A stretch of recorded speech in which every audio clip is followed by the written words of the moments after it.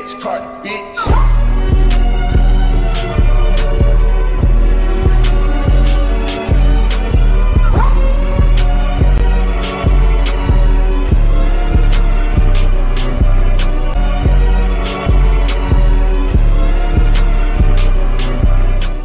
Assalamualaikum, salam sejahtera, salam sehati sejiwa dan salam Malaysia Madani. Hari ini kita akan borak pasal ekonomi dan juga perpaduan. Sebelum tu saya akan terangkan apa itu ekonomi dan apa itu perpaduan. Ekonomi merupakan satu bidang sains sosial yang mengkaji cara manusia untuk menguruskan sumber yang terhad bagi memenuhi kehendak manusia yang tidak terhad. Seterusnya, perpaduan tu apa?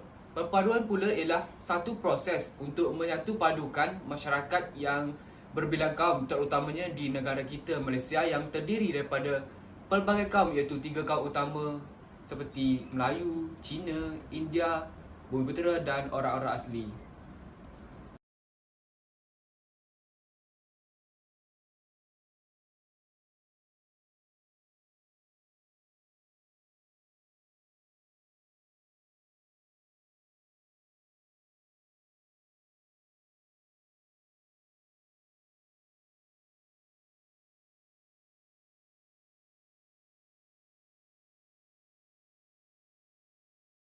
Okey, seterusnya apa kaitan ekonomi dan perpaduan ni? Perpaduan dan ekonomi ni penting bagi mewujudkan masyarakat yang aman dan harmoni. Kalau kita tengok balik pada zaman penjajahan British dulu, diorang ada laksanakan dasar pecah dan perintah. Dasar pecah dan perintah ni mereka pecahkan kaum ikut ekonomi. Sebagai contohnya, kaum Melayu diorang jalankan pertanian, lepas tu tinggal dekat kampung. Kaum Cina pula jalankan perlombongan, tinggal dekat bandar, dan kaum India pula jalankan ladang-ladang getah dan tinggal dekat kawasan-kawasan estate. Jadi bila diorang dah laksanakan dasar pecah dan perintah ni, adalah wujudnya masyarakat yang kaya dan miskin. Macam mana? Maksudnya kalau dekat bandar ni mestilah kaya, yang dekat kampung ni mestilah miskin. Jadi pelbagai langkah telah pun diambil bagi memupuk perpaduan di samping meningkatkan lagi ekonomi negara.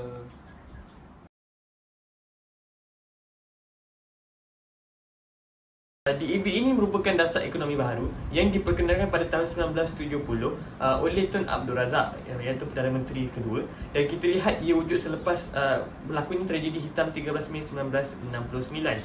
DEB ini mempunyai dua strategi yang berbentuk serampang dua mata, di mana yang pertama untuk membasmi kemiskinan dengan meningkatkan pendapatan dan peluang pekerjaan kepada rakyat tanpa mengira kaum, dan yang kedua menyusun semula masyarakat untuk mengurangkan dan menghapuskan pengenalan kaum mengikut fungsi ekonomi.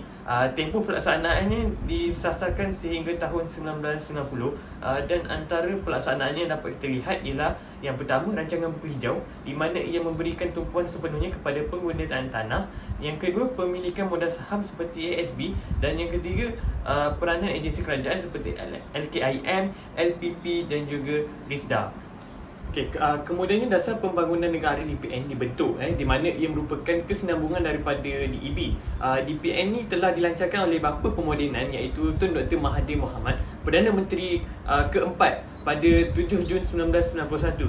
Jadi matlamatnya adalah untuk mencapai perpaduan negara melalui pengagihan kekayaan, dan objektifnya adalah untuk mewujudkan masyarakat yang bersatu padu dengan memperkukuhkan kestabilan sosial dan politik, dan juga mengekalkan pembangunan ekonomi yang berterusan.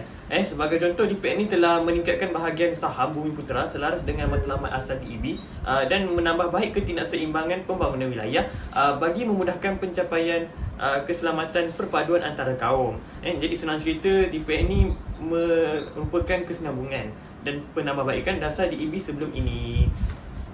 Dan yang terakhir ialah dasar wawasan negara DWN. DWN ini dilancarkan oleh Tun Dr. Mahathir juga pada 4 April 2001. Ia dirancang untuk tempoh 20 tahun yang bermula 2001 hingga 2020. Tujuannya adalah untuk mengukuhkan kekuatan sedia ada dan mengenangi kekurangan dan kekangan serta cabaran persaingan dunia. Jadi objektif utamanya adalah untuk membasmi kemiskinan tanpa mengira kaum, menyusun semula masyarakat dan pembangunan yang seimbang.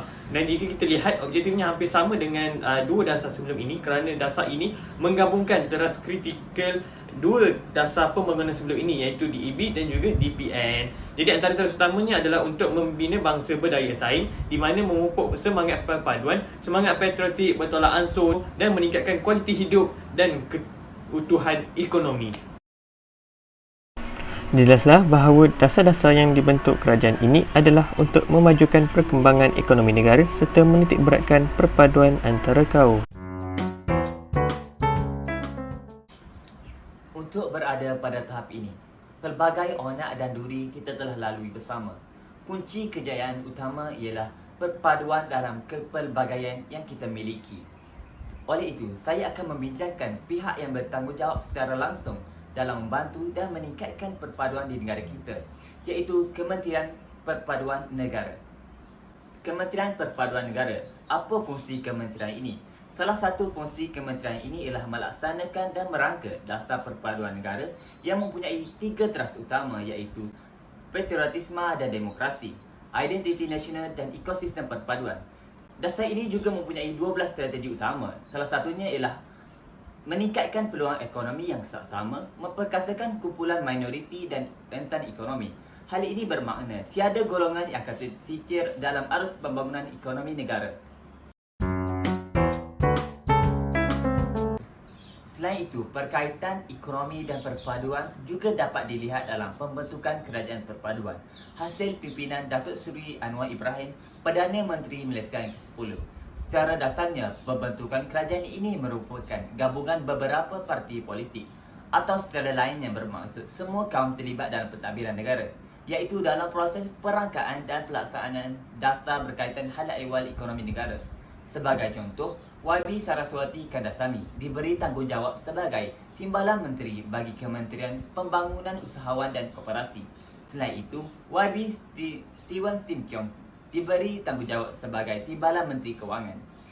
Jadi, kita dapat lihat semua kaum terlibat dalam sektor ekonomi negara.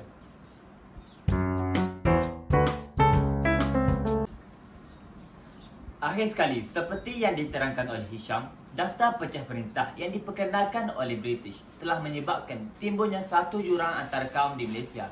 Kesannya, kita terpisah dari segi ekonomi, politik, bahasa, malah pergaulan yang memberi kesan kepada perpaduan negara.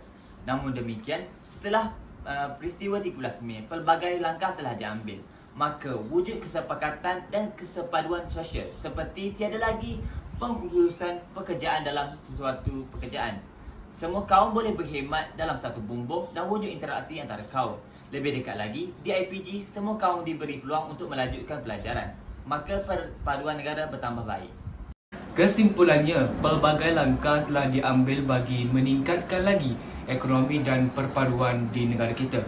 Antara langkah yang telah diambil ialah bermula pada rentetan peristiwa 13 Mei 1969.